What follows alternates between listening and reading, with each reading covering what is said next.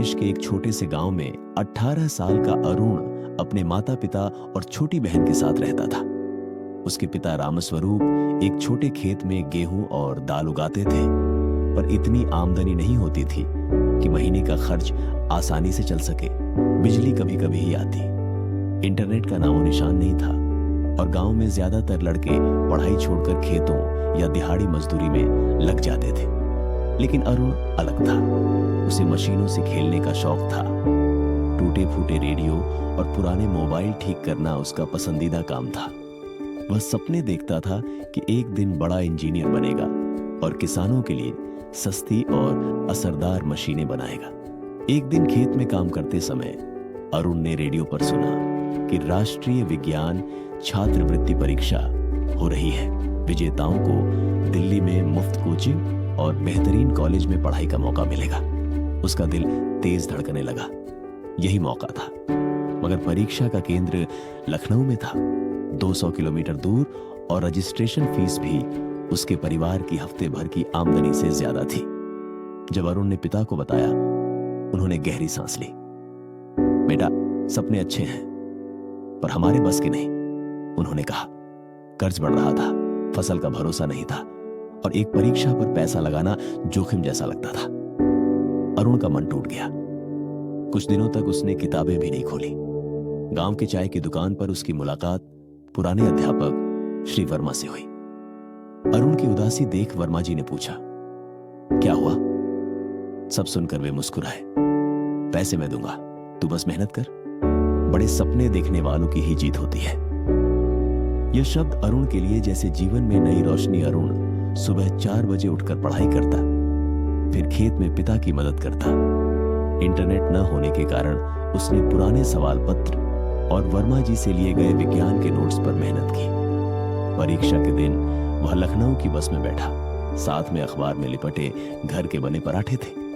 पहली बार बड़े शहर की भीड़ भाड़, गाड़ियां और ऊंची इमारतें देखकर उसका मन डर और उत्साह से भर गया। परिणाम आने तक उसने कई चुनौतियों का सामना किया। गांव के लोग कहते, इतनी पढ़ाई से क्या होगा? रिश्तेदार सलाह देते, किसानी ही कर, कम से कम पेट तो भरेगा। लेकिन सहयोगी भी थे। उसकी छोटी बहन खेतों में ज्यादा काम करने लगी ताकि उसे पढ़ाई का समय मिले। गांव के किराने वाले ने अखबार मुफ्त में पढ़ने दिया ताकि वह समसामयिक घटनाएं जान सके। एक दिन पत्र आया, अरुण परीक्षा में सफल हो गया था। उसे दिल्ली में प्रतिष्ठित कोचिंग संस्थान में पढ़ने के लिए छात्रवृत्ति मिली। रवाना होने से पहले पिता ने उसे 500 रुपए थमाए, घर की लगभग सारी नकदी। बेटा, यह शुरुआत है। हम गरीब हैं पर तेरी मेहनत से अमीर बनेंगे। दिल्ली की जिंदगी बिल्कुल अलग थी। पढ़ाई का स्तर ऊंचा था। ज्यादातर छात्र अंग्रेजी माध्यम से पढ़े थे और उसके देहाती उच्चारण पर हंसी भी होती। कई बार उसने सोचा छोड़ दे, लेकिन दीवार पर चिपकी परिवार की तस्वीर देखकर हिम्मत जुटाता। वह लाइब्रेरी में घंटों बिताता, मुफ्त ऑनलाइन लेक्चर देखता और देर रात तक अभ्यास करता। 2 साल की कठिन मेहनत के बाद अरुण ने जीई एडवांस पास कर लिया और देश के शीर्ष आईआईटी में प्रवेश पाया।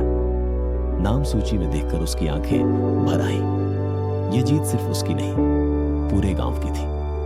कॉलेज में उसने कृषि इंजीनियरिंग चुनी। पढ़ाई के दौरान उसने छोटे किसानों के लिए सौर ऊर्जा से चलने वाला कम कीमत सिंचाई पंप डिजाइन किया। उसके प्रोजेक्ट को राष्ट्रीय स्तर पर पुरस्कार मिला और एक स्टार्टअप ने इसे बाजार में लाने की पेशकश की। 4 साल बाद अरुण गांव लौटा, इस बार एक इंजीनियर के रूप में। वह अपने साथ अपने पंप का प्रोटोटाइप लाया कि खेतों में डेमो देते हुए उसने दिखाया कि कैसे यह कम खर्च में पानी पंप कर सकता है। पिता की आंखों में गर्व और खुशी के आंसू थे। अरुण का पंप जल्द ही पूरे जिले में लोकप्रिय हो गया। किसानों की लागत कम हुई, पैदावार बढ़ी। अब अरुण गांव के बच्चों को मुफ्त पढ़ाई कराता और कहता, बड़ा सपना देखने से मत डरो। मेहनत और हिम्मत से नामुमकिन भी मुमकिन हो जाता है। जिस लड़के ने कभी लालटेन की रोशनी में पढ़ाई की थी, अब वह दूसरों के जीवन में उजाला फैला रहा था। संदेश: गरीबी साधनों को सीमित कर सकती है,